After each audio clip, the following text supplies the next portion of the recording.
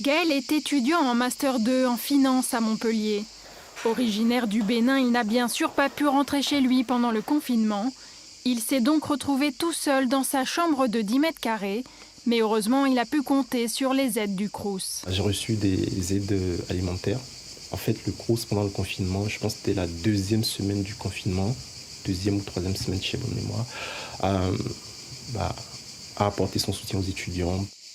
Dans toute la France, les Crous se sont mobilisés pour aider les étudiants les plus précaires.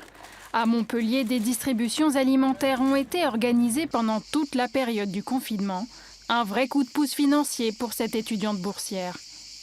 Ça m'a permis de réduire mes dépenses pendant plus de 2 mois. J'avais même, après le confinement, j'avais des réserves encore. Des aides qui ont un coût.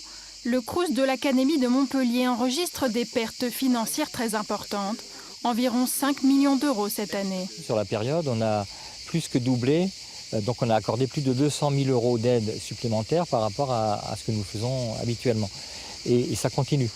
Muriel Ressiguier est co-rapporteuse de la mission sur le financement des Crous pendant la crise. Elle espère que le gouvernement respectera ses préconisations. S'il n'y avait pas eu les Crous pendant la crise, on a vu que les étudiants déjà qui ont faim de manière générale, hors crise, et dont la précarité augmente, auraient crevé de faim. Nous demandons dans le rapport la compensation intégrale des pertes qui, jusqu'à décembre, devrait s'élever, ça tous les acteurs sont d'accord, à 211 millions d'euros à peu près.